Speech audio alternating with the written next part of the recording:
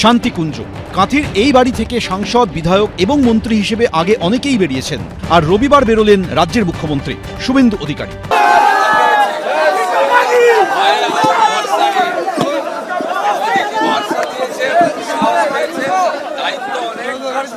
রাজ্যের নতুন মুখ্যমন্ত্রীকে দেখতে শনিবার রাত থেকেই ঢল নামে শান্তিকুঞ্জের বাইরে। রবিবার সকালেও দেখা যায় একই ছবি। সবাই অপেক্ষায় ছিলেন কখন বাড়ি থেকে বেরোবেন শুভেন্দু অধিকারী। শান্তিকুঞ্জ এখানে বিশেষভাবে নিরাপত্তার কোনো ঘেরাটোপ বানানো হয়নি এবং সেই কারণেই পাড়ার যারা লোক, পূর্ব মেদিনীপুরে বিভিন্ন এলাকার মানুষ, তারা জড়ো হয়েছেন। কেউ হাতে ফুল নিয়ে এসেছেন, কেউ বা এসেছেন শুধুই দেখা করতে। কারণ মুখ্যমন্ত্রী কাঁথির মানুষের কাছে তিনি ঘরের ছেলে। চিতাবাঘ নাকি? হ্যাঁ, এটা চিতাবাঘ। এটা চিতাবাঘ। বাঘকে দেবেন? এটা আমি শুভেন্দু বাবুকে আজ 30 বছর যাবৎ টাইগার বলে ডাকি। আমি ওকে টাইগার বলে পরিচিত। ওই জন্য আমি চিন্তা করলাম যে উনিকে এছাড়া অন্য কোনো উপহার মানায় না, তাই উনির জন্য আমি এই উপহারটা নিয়ে আসি। আমরা এটা কিনে রেখে দিয়েছিলাম এই মুহূর্তের জন্য। প্রায় 3 মাস আগে এটা মানে তৈরি করে নিয়ে এসেছি যে আজকের মুহূর্তের জন্য যে এটা তুলে ধরবো আমাদের, কারণ এটা মনে হয় জানাই ছিল। কলকাতার উদ্দেশ্যে রওনা দিতে বিকেল 5টা নাগাদ বাড়ি থেকে বের হন মুখ্যমন্ত্রী তার বাড়ি থেকে বের হলেন। মুখ্যমন্ত্রী শুভেন্দু অধিকারী বাড়ির বিপরীতে তিনি অনুগামীরা যারা জড়ো হয়েছেন তাদের সাথে দেখা করতে গেলেন। নিচে মেজো ছেলে যখন জনতার মাঝে, তখন শান্তিকুঞ্জর 3 তলায় দাঁড়িয়ে বাবা শিশির অধিকারী। শিশিরবাবু হাত নাড়ছেন, সেই ছবি দেখা যাচ্ছে। তার পরিবারের সদস্যরা তারা সেখানে দাঁড়িয়ে রয়েছেন, তারা দেখছেন শান্তিকুঞ্জ থেকে আজ বের হলেন মুখ্যমন্ত্রী। কলকাতা ফেরার পথে এদিনও মুখ্যমন্ত্রীর গাড়ি যে পথে এসেছে সেখানেও রাস্তার 2 ধারে দেখা গেছে সমর্থকদের ভিড়। বিভিন্ন জায়গায় দাঁড়িয়ে বিজেপি কর্মী সমর্থকদের সঙ্গে দেখা করেন শুভেন্দু অধিকারী। নন্দকুমারে বেশ কিছুক্ষণ তাদের সঙ্গে হাঁটেন মুখ্যমন্ত্রী। কোথাও আবার গাড়ি থেকেই হাত নাড়লেন। এরপর কোলাঘাটে নিজের অফিসে যান মুখ্যমন্ত্রী। সেখান থেকে কলকাতার উদ্দেশ্যে রওনা দেন। শিবাশিস মৌলিক, বিটন চক্রবর্তী, এবিপি আনন্দ। প্রথম দ্বিতীয় বলে কিছু নেই, সব কাজই করতে হবে একসঙ্গে। সেবা করতে এসেছে, শাসন নয়।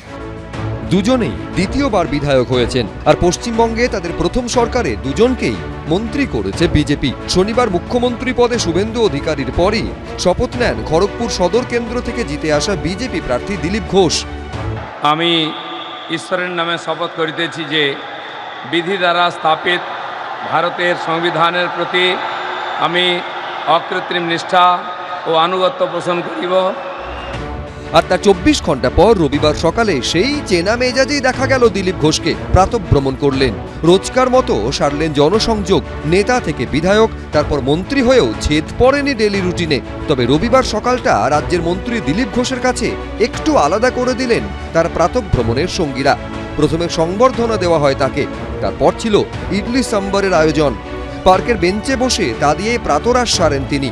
প্রাতঃভ্রমণের এক সঙ্গী দিলীপ ঘোষকে নিয়ে গানও বাঁধেন। জন্মদিন জন্মদিন এলো ডবল খুশির জন্মদিন, আমাদের বিশ্বকবির বার্থডেতেই দিলীপ ঘোষ দাদার মন্ত্রিত্ব পদের জন্মদিন। জন্মদিন জন্মদিন এলো ডবল খুশির জন্মদিন। বা শুরু হয়েছে, শপথ গ্রহণ হয়েছে, ঢোকা হয়েছে খালি। এখনো চার্জ যতক্ষণ না আমাদের হাতে আসছে আমরা কাজ শুরু করতে পারবো না। দপ্তর ভাগ হবে, সব মন্ত্রীদের, আরও অনেক মন্ত্রীরা শপথ নেবেন। 2-4 দিন লাগবে সময়। প্রাতরাশে দক্ষিণ ভারতীয় খাবার থাকলেও দুপুরে মন্ত্রী দিলীপ ঘোষ একেবারে মাছে ভাতে বাঙালি। আমার স্ট্রিট এলাকায় মাছ উৎসবের আয়োজন করেছিলেন বিজেপি কর্মীরা। সেখানে মাটির থালায় জমিয়ে মাছ ভাত খান দিলীপ ঘোষ। ভাত, মাছের মাথা দিয়ে ডাল আর ফিশ কালিয়া। আমার স্ট্রিটে আমরা দেখতে পাচ্ছি এখানে রয়েছে ভাত, রয়েছে এখানে মাছের মাথা দিয়ে ডাল রয়েছে, আর এদিকে আমরা দেখতে পাচ্ছি যে ফিশ কালিয়া, সেই ফিশ কালিয়া রান্না করা হয়েছে। মমতা ব্যানার্জি এবং তার ছেলাচামুন্ডা একদিন কত মিথ্যা কথা বলে লোককে বিভ্রান্ত করার চেষ্টা করেছে। তাই আমাদের কর্মীরা প্রথমেই বাঙালিকে মাছ ভাত খাওয়াচ্ছেন, আর বাংলার মাছ খাওয়াচ্ছি আমরা, অন্ধ্রের মাছ নয়। বাংলার চাল আর বাংলার মাছ দিয়ে মাছ ভাত খাওয়া। শনিবার দিলীপ ঘোষের পরে শপথ নেন আসানসোল দক্ষিণের জয়ী বিজেপি প্রার্থী অগ্নিমিত্রা পাল। আমি শ্রীমতী অগ্নিমিত্রা পাল ঈশ্বরের নামে শপথ করিতেছি। রবিবার সকালে কালীঘাট মন্দিরে পৌঁছন অগ্নিমিত্রা পাল, পুজো দেন, আরতি করেন মন্ত্রী অগ্নিমিত্রা পাল। মাননীয় প্রধানমন্ত্রী আমাদের বলেছেন ভরসা ইন, ভয় আউট। আজকে যখন মা কালীর মন্দিরে কালীঘাটে গেলাম, এতবার এসেছি, কোনোদিন জয় শ্রীরাম আওয়াজ ধ্বনি কানে আসেনি। আজকে শুধু জয় শ্রীরাম জয় শ্রীরাম। কালীঘাট মন্দিরে পুজো দিয়ে বেরিয়ে পাশের শিব মন্দির ও জগন্নাথ দেবের মন্দিরেও পুজো দেন তিনি। শান্তি আসুক, পশ্চিমবঙ্গে সমস্ত মানুষের উন্নয়ন হোক, সবাই ভালোভাবে বাঁচুক, মাথা উঁচু করে বাঁচুক, ভয় ছাড়া বাঁচুক, ভরসা নিয়ে বাঁচুক।